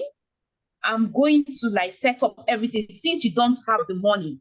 The reason why I'm asking this question, I've been in a situation whereby I have this idea of soap production, print production, and I don't have anything on me. And I sold the idea to someone, and the person was like, oh, you just be in charge of producing the cream, but I will sponsor the whole business start of the company, and it's going to be in my name. Now, what advice or counsel will you give concerning this? Thank you. All right. Thank you so much, Ma. My name is Yemisi Adeyeye, not Fumi Layo. Maybe I look like Fumi. All right. So I understand what you just said, ma'am. And it's a And that's the reason why the emphasis on having your own money, no matter how small to start, is very important. Because, you know, some people, the kind of proposal they will bring to you is like, they just want to remove the chair from under you so that you just be left with nothing. And you know how precious these ideas and everything is to you. So it's always good to find a way to have little, to start from somewhere, then you can bring people on board. But with what you have said, my advice is that if you tell someone about an idea and the person said, okay, I have the money, do everything in my name, you just be managing it for me, then you are known in that contract. It sounds like you have become the employee. You are not a business partner. So the fact that you don't have the money yet does not mean that you should not have a stake in the business. The idea is worth something. Without the idea, the money cannot work. So please don't be, you know, as much as I said that you should, how do I say it? Okay, right. So what I'm just trying to say is that don't feel intimidated that you don't have money yet. Start from somewhere. But at the same time, don't sell away yourself so cheaply. The idea is worth something. So you can say that, okay, you are bringing money. This is the percentage that comes to money. I'm bringing the management. This is what comes to the management. The idea, this is the percentage fit for the idea. But if you are not comfortable with a contract, please don't go ahead. If you are not sure, even if you are sure, get a legal person to also still check it for you. It's important. But in this scenario that you painted, this is what I will advise. If the person wants the products in her name and everything, then the person is hiring you to consult for her. So she should do her own thing. You be a consultant to her. Then when you are ready, you do your own thing. Maybe the money you make from the consultation, use it to start your own. But don't go and be binding yourself in a kind of bond that will give you heartache. So at that point, it's no longer partnership. It has become maybe a consultancy kind of thing. Or another option that can work in that arrangement is called contract manufacturing. If you register the business in your own name, you can now manufacture for her. Some companies do that. That, okay, the name of their company is maybe B and Co. But somebody also, maybe B and Co makes this plastic, but somebody also wants to make this plastic. They don't want to go through distress. And their own name is K and Co. They can say, okay, B and Co make this product. This is how K and Co wants it. Write K and Co on it, this and that. And you charge them for, you know, that one, the business comes to you, don't have to worry about marketing, supply chain, and all those stress. So there are different kind of contracts. But please, what is supposed to be contract manufacturing or contract production, don't turn it to business partnership. They are two different things. What is supposed to be consultancy, don't turn it so, because sometimes we are so confused about a lot of things. But if you are confused, please, that's why we have business management consultants. That's why we have we have people that can guide you. That's why we have this place, you know. Reach out. I'm Yemisi Adeye on Instagram. Whatever I can do, I will do. But of course, if you have to pay me too, I'll collect my money. I'm an entrepreneur. You know, but the truth is that please don't be confused and don't let anybody make you sell yourself cheaply. If you are not comfortable with something, don't go ahead until you are comfortable. Is that okay? I know sometimes you have to take the risk. You know, you will know when to, but please talk to people. Don't be carried away by your need for the money, because so many people have collected money from people and they are living as slaves till date. Thank you. Thank you so much. I think we don't have any other question at the moment, but ladies and gentlemen, let's quickly put our hand for our speaker for today.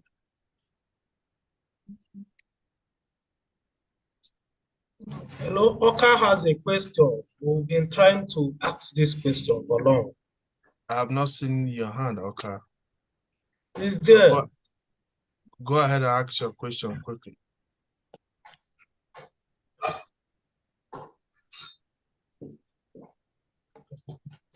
Thank you. Thank you for that wonderful speech. I want to ask a question. When Dr. Adaye started, she was saying something concerning making your business peculiar in such a way that people in that environment or people in that area maybe have not seen something like that or have not experienced something like that. When she was saying that, she made mention of, I think, Yvonne or something like that. But I want to use maybe making of soap, for example. Maybe I have this idea or something to make my soap different from what is obtainable in the market.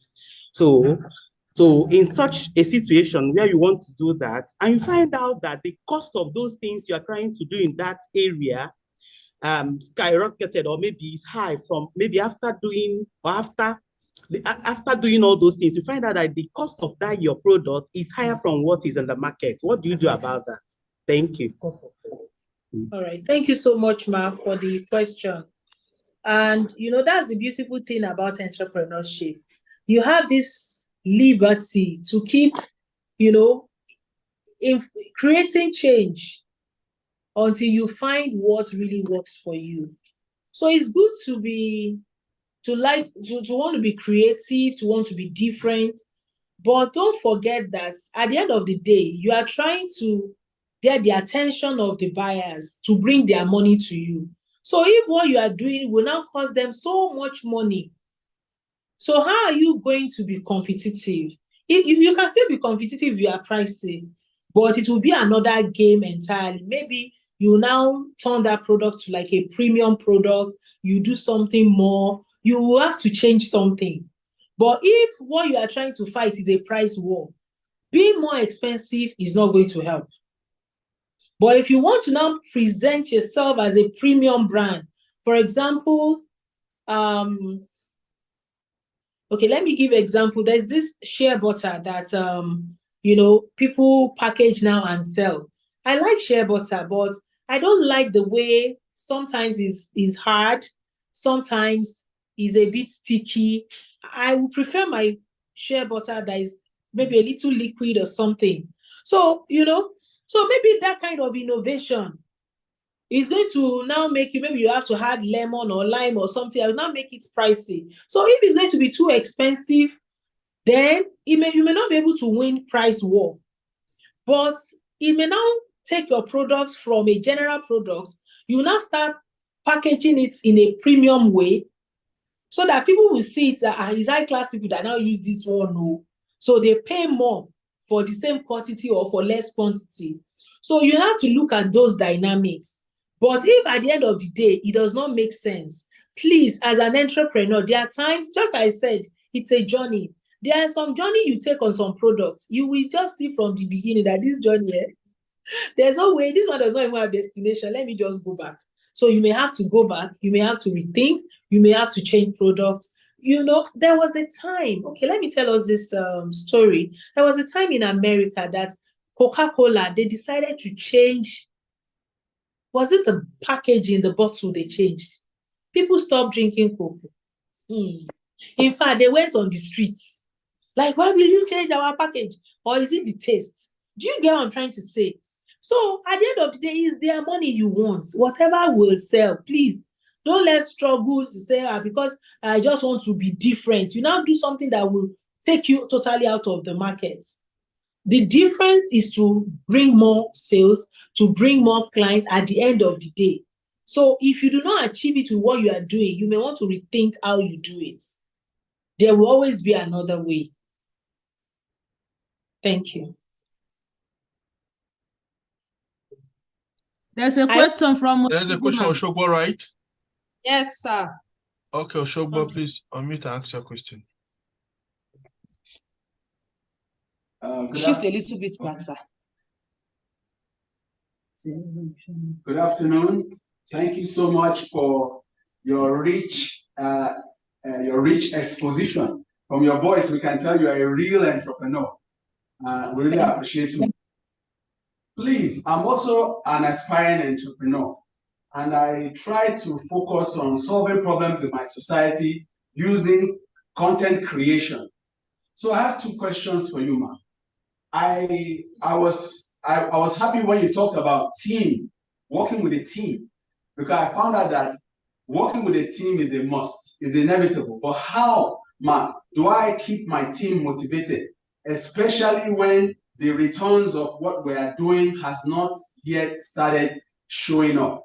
In fact, sometimes I find myself motivating them just by keeping focus on the vision. But for how long can we do that? Because people want, like you said, people are facing different challenges. So when you said, come on Saturday, let's meet, and people are thinking of how to feed their families, people are thinking of how to pay the bills, and the motivation, the drive is not there. So I find myself sometimes walking alone, but still trying to, carry everybody along. So how do I keep the team motivated until the results show up? And my second question, ma'am, is in the area of bookkeeping. I am very poor at keeping records, keeping records of money coming in and money and in the area of savings. Is there any advice you can give me on how to become better at bookkeeping and at saving? Thank you, ma'am. All right, thank you so much for that genuine question. Team motivation before money comes. That's the first question. Especially when you say you are into content creation. Content creation it's a big area that it takes time for the returns to come, because so many people are creating content now. So it's almost like content overload. So to not get that attention, there are so many things you need to do. But we are not talking about solution to your technical work right now. We are talking about how do we stay on before the money starts coming. What I said before to the person working with the government is what I'm going to say to you. When a business is not yet standing well or sitting well, you will have to feed the business. The business is like giving birth to a baby. A baby, the day you give birth to a baby, it's not that day that the baby will stand up and start running around. It's not the day that that baby will start saying Baba, Mama, or calling names or helping you to do anything. You will carry that baby for almost 3 years before the baby will start, being so useful. The same thing with business. So please, when you start a business, you must still find a way to fund that business. If you are going to look for other jobs to be doing, and people on your team, everybody looks for other jobs to be doing, you will be meeting at a particular time to give some time to this one while this one is growing gradually. Please, you have to do that. Survival is very important. People must at least eat. They must at least have clothes on their back and at least stay in a decent accommodation. So those things, if they can be catered for, there will be more patience to wait for the money to come. But while it has not come, please find other means, other work you can do on the side to feed this business while it's still growing. That is my advice. I told you I was doing government work when I started mine. So there are times I will not make sales. So we have to use our salary from the government work to come and feed, infuse it as capital into the business. That's not the same again. So there's growth time. I hope I've answered the first question, so that you don't have to feed them motivation only always.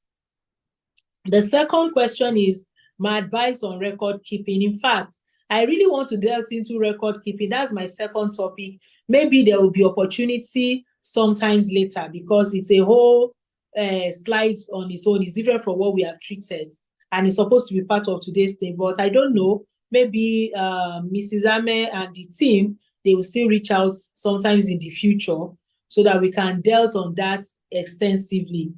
But my advice for you, if you want to keep record as a business owner, everybody listen. There's 5 accounts you must keep. 5 accounts. Number 1 account is income account. All the money that come into your company, you must write it down. You must put the date there. You must put the date. You must put the item. What is it that you made sales on? Oh, the sales is on influencing. I'm trying to use a social media content, creating content calendar for American Corner Gombe is the sales. You put the particular there. You put the amounts that they pay you there. Then you also let us know how was it paid. Is it cash? Is it bank? And which bank? Is that okay? And if there's any remark on it, then if possible, you can put phone number in front of it. It's not relevant at some point, but as a startup, it may be good for you if you want to visit that, maybe, talk to that customer again. So those 5 basic things or 6 basic things must be in your income record. Anytime you collect money, you put what the money is for, the dates. You must put a code. So maybe it's content calendar now. You can say CD1. So that when you are sorting these things, you know how much in total you've made from content calendar and so on. So it's a whole class on its own that will probably even need to use pen and marker and so on, or some other gadgets. So, but that is that. Record keeping is important. If you don't have the right record, then you cannot have the right accounts, because it's from these records that they generate accounts. Okay. So that is one. So I said I'm going to give you 5 basic accounts you should have as a business startup. The second one is expense accounts. Every money you spend, from the money you make, not spend to buy rice and beans, so spend, business spending, you have to write it down. Write the particular, what's this spending on? Is for petrol, to power the gen, to do the laptop or whatever. Write it down, the dates, give it a code, maybe PT for petrol or something. Then put the amount that you spend. Then maybe if there's a source document where you maybe check or whatever with which you used to pay it, or transfer or evidence of payment, put it there and remark. That's the second. The first is income. All your income should be in an account. All your expense should be in an account. The third one is receivable. Sometimes you work for people, but they are supposed to pay you. They have your invoice. They will pay you, but they've not paid you. You have to have a separate account for it.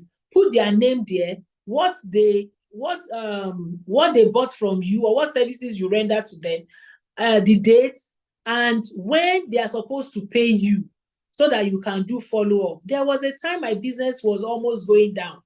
The external auditors came and they audited the hospital accounts. And the first question they asked me is that, Madam, are you doing business, or this one is a free service? Why? Because I had so many people that were owing me. Number one, I allowed them to owe me.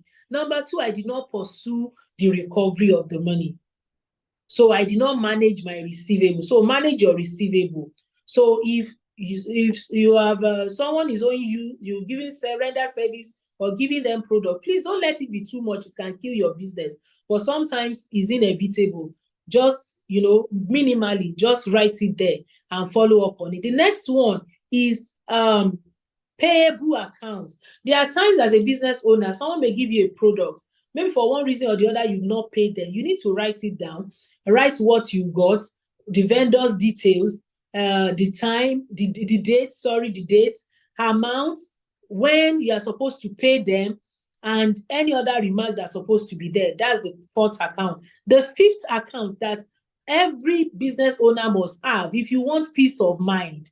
In fact, my book, Entrepreneurship is a Beautiful Thing, is a book you read if you want peace of mind. You can see my face glowing. I have peace.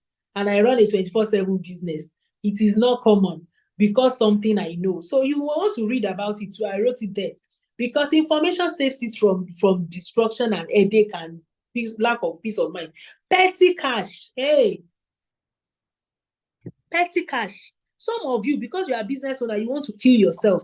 Everything they want to spend in your business must come through you.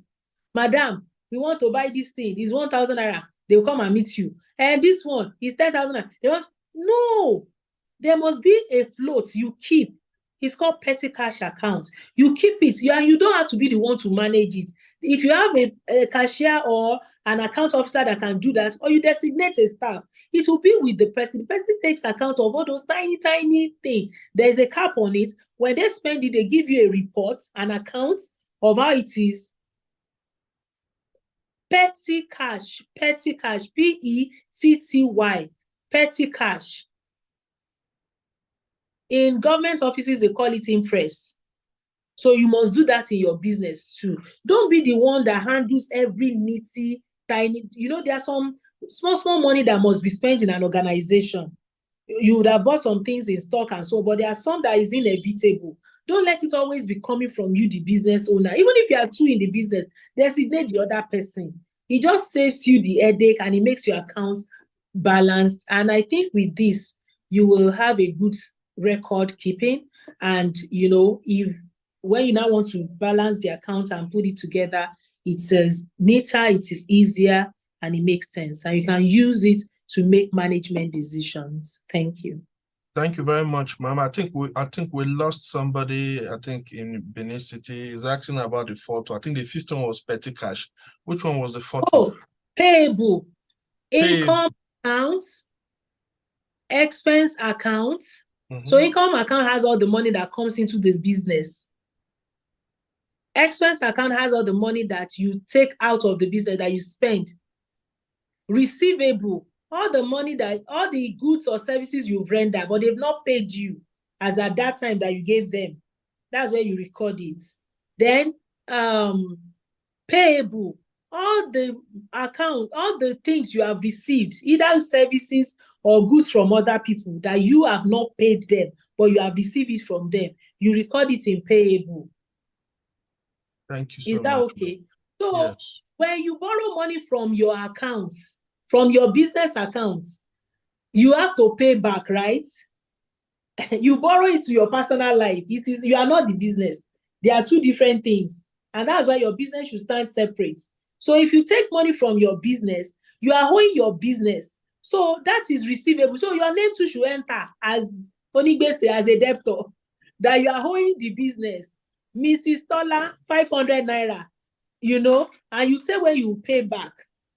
Because sometimes we say our businesses are not growing, but we are actually the one happening to the business.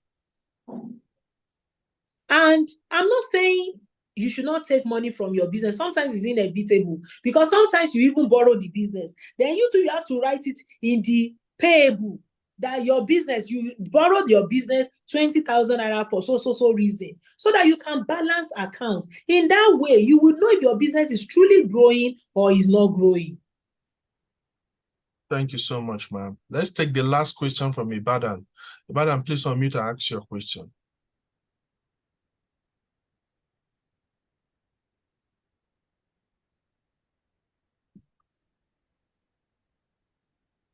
Ibadan, can you hear me? Yes, I can hear you, sir. Okay, I was wondering. I thought everyone in Ibadan was sleeping. All right, please. Ask your question quickly. Okay.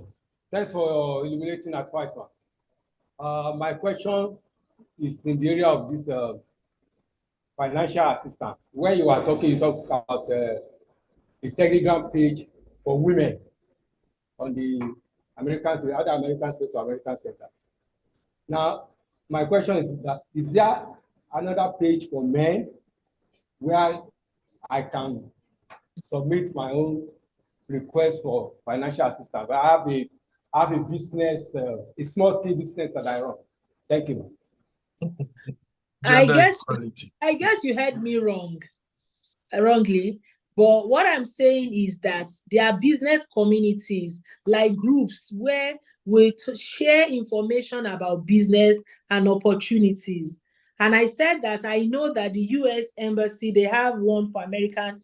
Please correct me, sir. Mr. Ino, am I correct? Is that your name, sir? Yeah, Daniel, go ahead. Mr. Daniel, I know there's a Telegram group for American Space where people are in. Yeah, there's a Telegram group for American Spaces and also a WhatsApp group, yeah.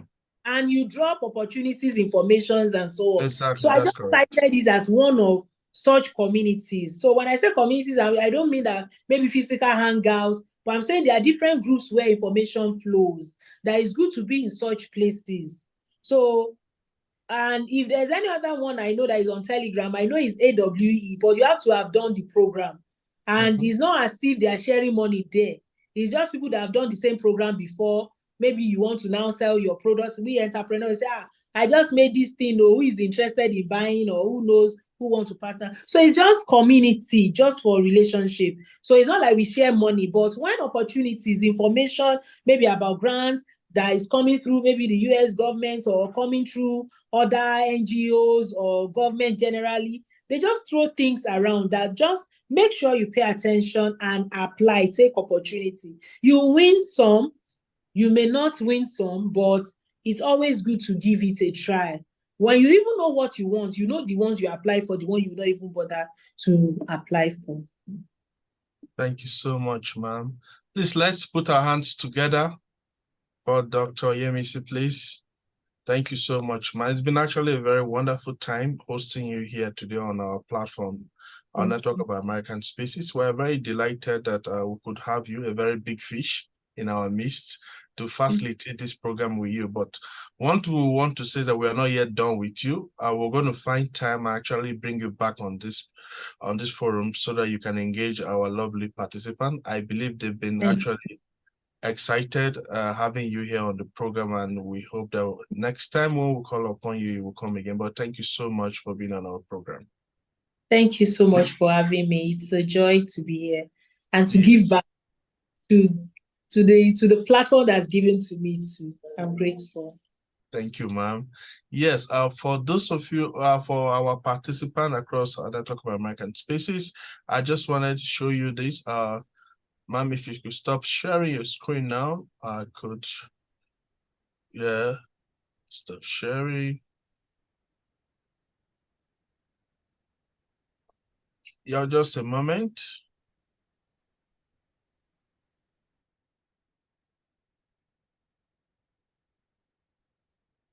Okay. All right, if you can see my screen now, you can see my screen now.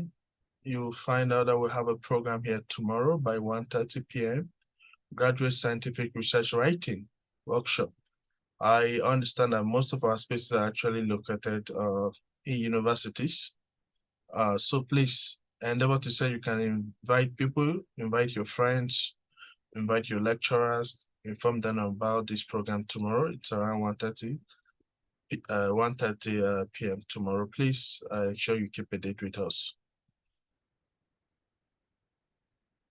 So moving forward, I would just want to thank everyone that has been on our program today, all our participants across our Network of American Species. Thank you so much for coming to our spaces. Thank you so much for being part of our program. We do appreciate you. But do not forget to join us tomorrow by 1 p.m. for yet another exciting program of American Species Nigeria. It's bye from us for now. Bye, everyone.